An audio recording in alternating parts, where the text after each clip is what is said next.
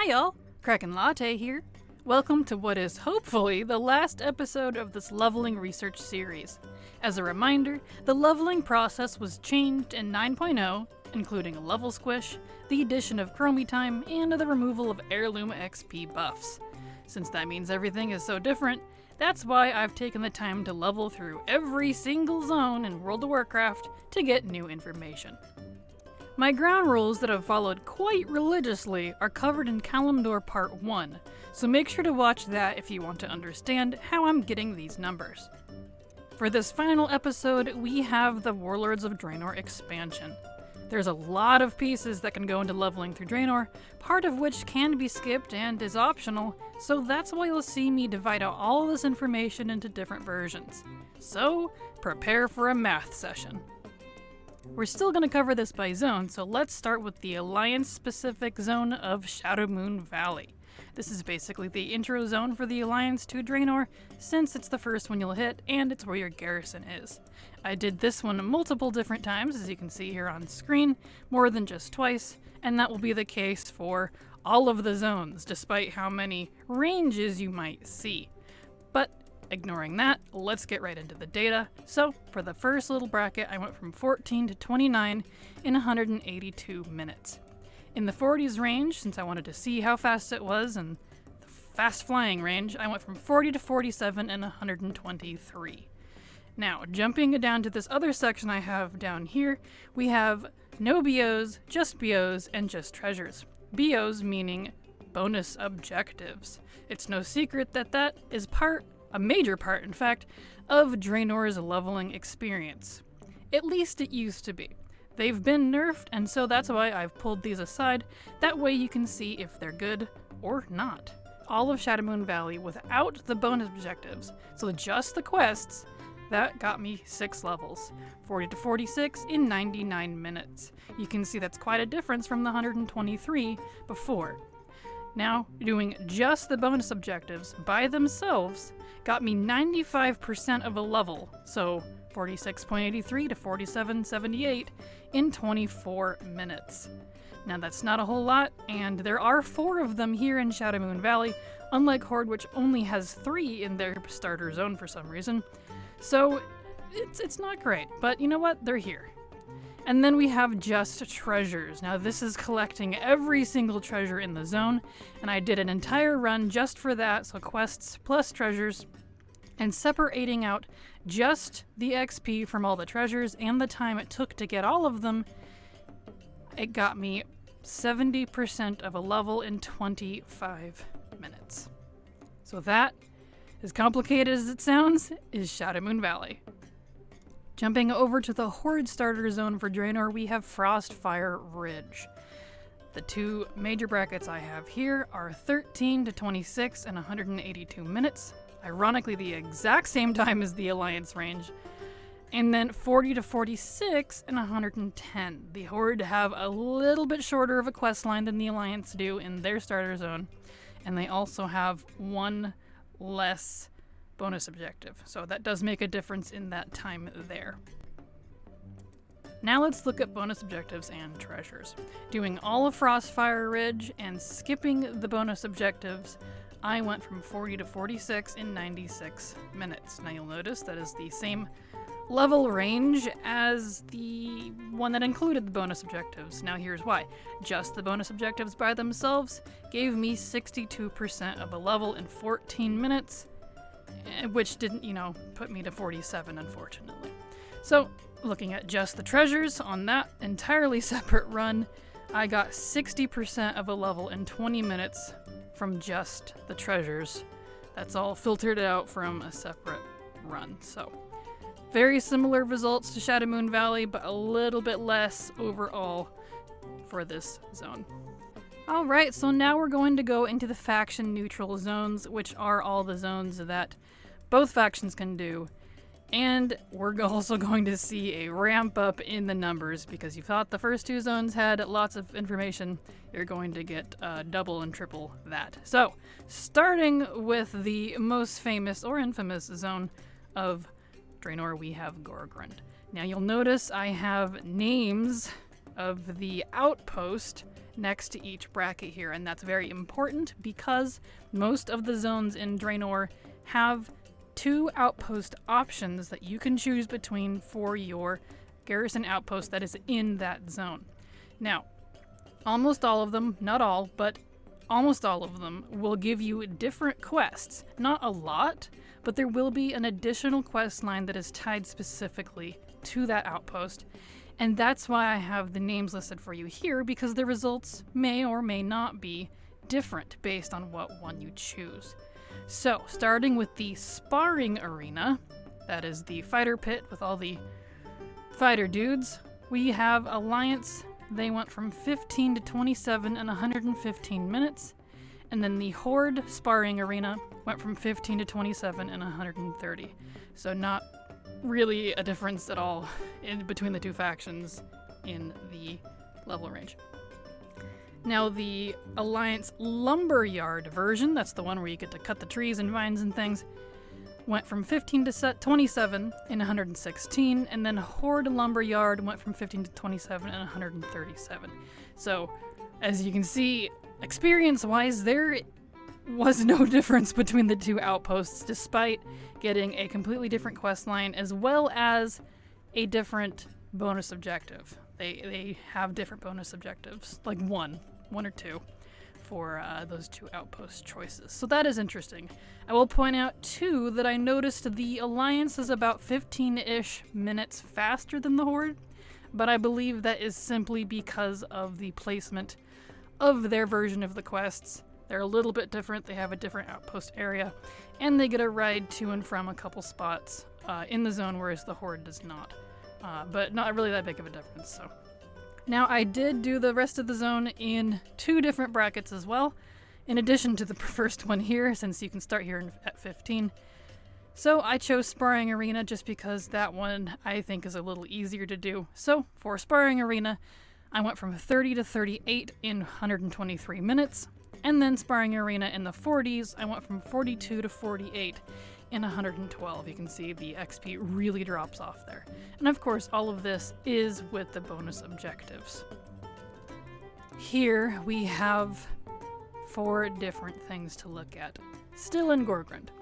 So what I mean here by lumber after sparring is a little trade secret, not that it's really a good secret, is you can actually switch your outpost option after you've selected it. However, you have to complete the entire zone, it seems, before you have the option to do so. Now, you would think, because now you'll have access to all that extra XP, that this would be optimal, it's not. The reason is because it cost 5,000 gold to switch it over.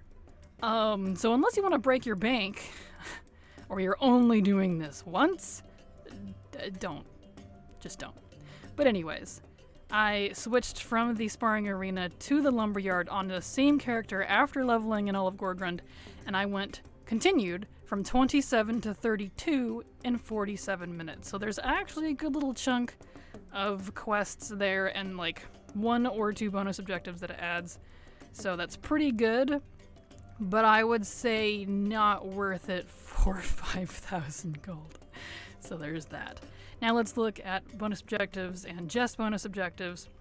This is based on the Sparring Arena, since there is the same amount of bonus objectives regardless of what one you pick, but this will affect the time slightly. So Sparring Arena with no bonus objectives, so that's doing the entire zone without bonus objectives, I went from 18 to 26 in 73 minutes. So you can see that actually speeds up the zone by quite a lot and actually improves quite a bit on the overall average there.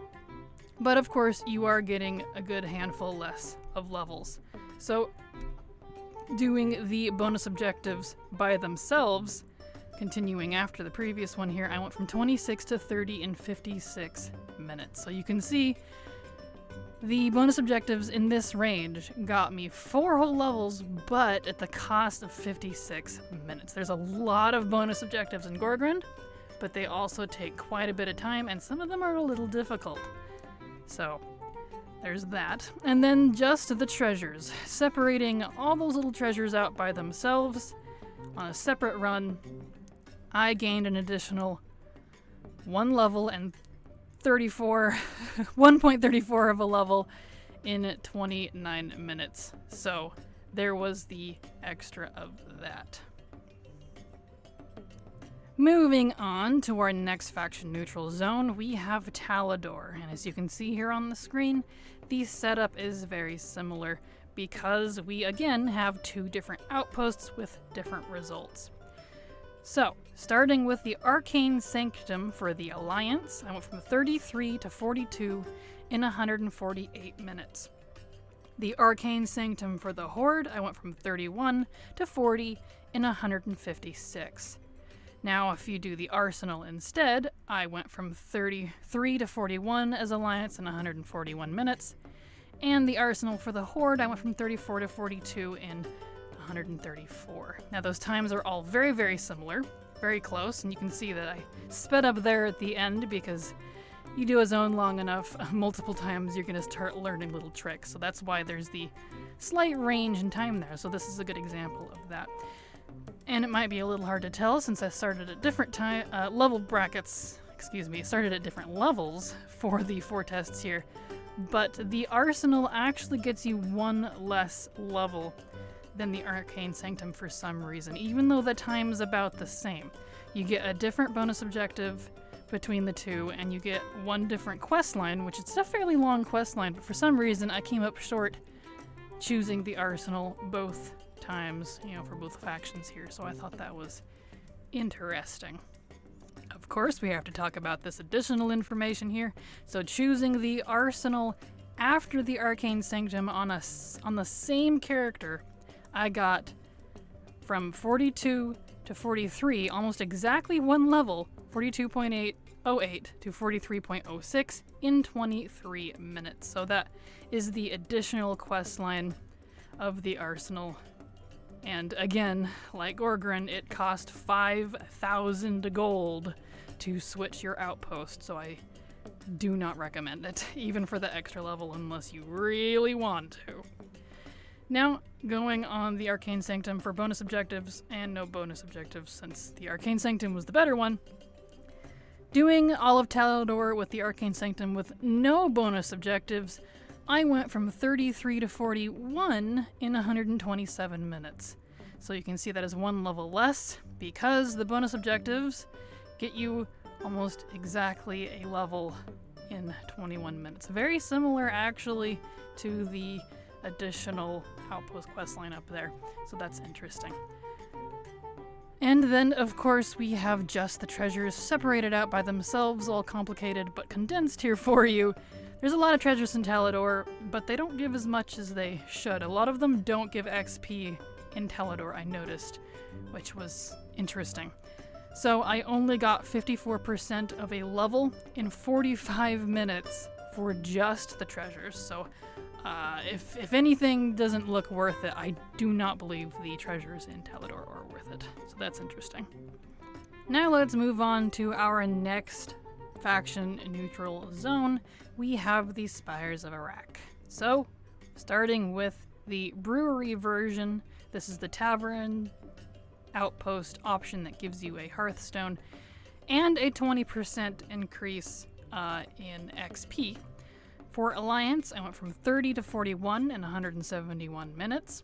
For Horde, with the same outpost option as the brewery, I went from 30 to 41 in 186. So you can see, again, like the other zones, we have basically identical information here.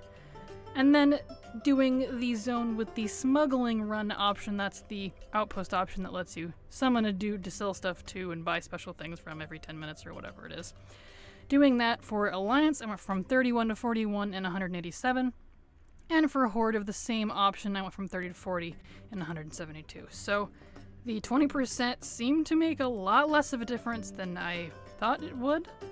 You only get 1 more level using that one. Obviously, that means you would want to pick the brewery. But I thought that was interesting. You used to get so much more out of it. So it shows you how little of a difference that 20% actually seems to make.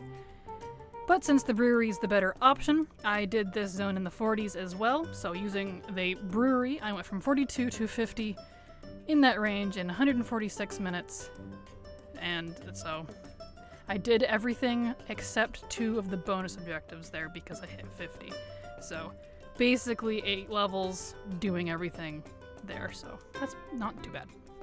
Now, of course, we have the additional information here. Changing your outpost option from the brewery to the smuggling run after having done the entire zone will get you approximately an additional 50% of a level in 8 minutes. That is very, very short. It was a very short quest line for both the different outpost options. Unlike the previous 2 zones, the difference in Spires is very little. The only difference being that brewery gives you more because of the bonus 20%. The quest lines themselves are super duper short, so there's that. Now, if you do the zone with the brewery and all bonus objectives, no bonus objectives rather, you go from 31 to 41 in 153 minutes. That should sound familiar to some of the other information up there that is still 10 levels, because doing just the bonus objectives by themselves will get you 80% of a level in 34 minutes. Not much of an improve there, simply because there is only, 4 bonus objectives in the whole zone, and they're quite long. Doing just the bonus objectives took me 34 minutes to get that 80%. So they're quite long and a little difficult if you're not a tanky class. Now, looking at just the treasures all by themselves, I got an additional 1.09 levels, so 1 level in 27 minutes. Now, that is with flying, of course. It's going to be a lot longer if you try to do it. Actually, you can't do it without, because you can't go to Spires until 30, so never mind. This is why it's a little faster than you would expect. You do need archaeology, however, as a warning, if you want to collect the treasures here. Half of them require archaeology. You don't have to level it all, you just have to have it. So that's interesting. And moving into our next faction neutral zone, we have Nagrand. Now, this zone is a little less complicated because the tank works and the corral, which are the 2 outpost options you can have for this zone, they do not add any additional quests to Nagrand, so it's just a matter of having different options for your little bonus ability there. There is no difference in XP, which is kind of nice for me, and for you, because you don't really have to think about it. So, doing the Alliance, which you can't come here until 35 for either faction, so 35 plus only zone, which is a shame. But anyways, as Alliance, I went from 35 to 44 in 156 minutes, and as Horde, I went from 35 to 44 in 183. Now, the quests for the 2 factions are almost identical, but you see here a time difference because I did Horde first, and I didn't remember much of Nagrand. Now, I'm leaving this time in here for you to show you the difference between not knowing what you're doing in a zone and then the Alliance version knowing what you're doing in a zone. So, there's a good 30-minute-ish difference there just because I knew where to go in advance. So that's a good example of time difference between knowing a zone and not knowing it. Now, I also did this in the 40s since I got a fair bit in the 30-40 range, that awkward middle range there. So I went from 42 to 48 in 113 minutes. Now, I will point out, this run I wanted to do with no bonus objectives, no treasures, and not doing the Thrall Garrosh end scenario, since you actually don't get much out of end scenarios for some reason. So, you could get more here. You could possibly hit 49, but I wanted to see how fast it was to drop all those off, and you can see that's quite a bit of a time improvement. So, there's that. Of course, we still have to look at the additional stuff, and of course, like I mentioned before, there is no difference in quests or XP from the 2 outpost options of Tankworks and Corral, so there's nothing to report there besides that. Doing the whole zone without bonus objectives in the initial 30s range, and not just the 40s one that I showed you, I went from 35 to 43.86 in 162 minutes. I pointed out the exact levels there just because I was almost 44. Almost. So, as you can see, that means, looking at just the bonus objectives, I only got 57% of a level, and it took me 27 minutes to do so. That's quite a steep change there for that little bit of XP, so that's interesting. And then, of course, the treasures all by themselves on a separate run, I got 45% more of a level in an extra 15 minutes. Since you can't do this zone without flying, unless you specifically don't pick up your flying, these treasures are pretty easy to get. So, they're pretty quick.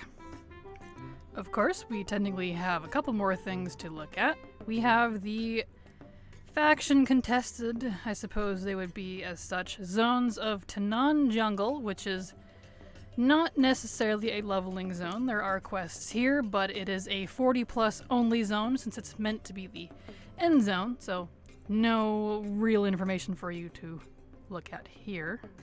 And then our other faction contested zone, I suppose I'll call it a zone, is Ashran. This is technically the city hub for the two factions and also where the Ashran battleground sits.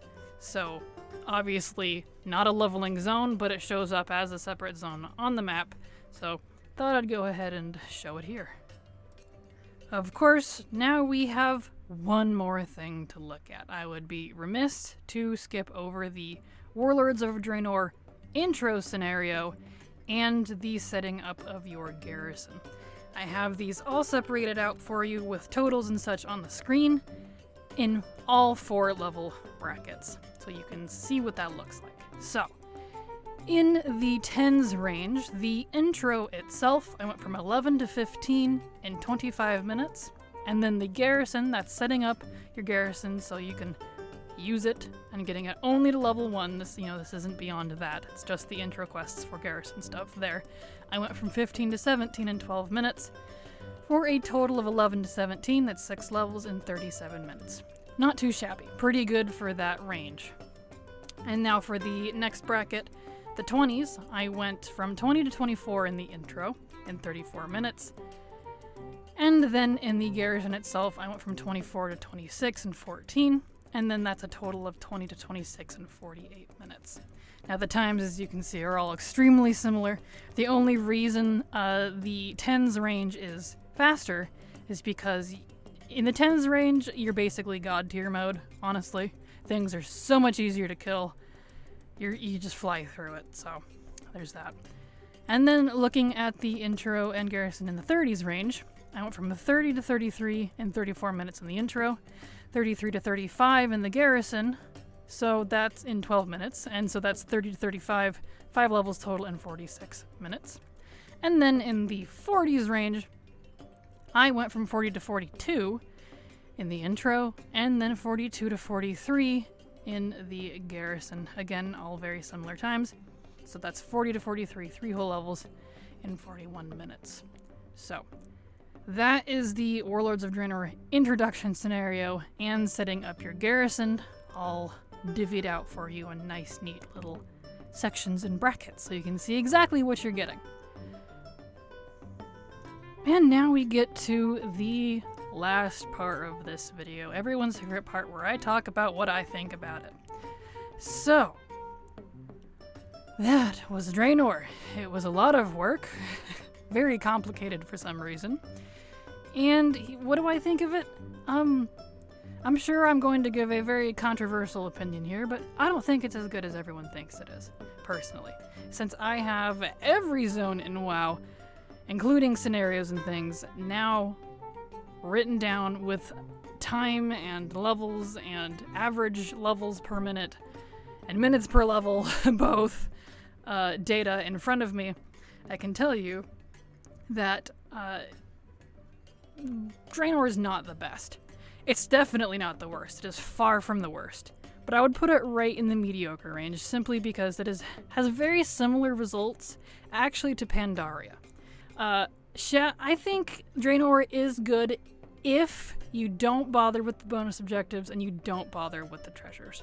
Separating those out, what you kind of didn't see is the bonus objectives and treasures actually added a lot of time for not a lot of gain.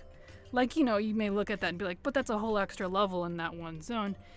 Yes, but at a largely increased amount of time. You're like, well, but that's only like 24 minutes.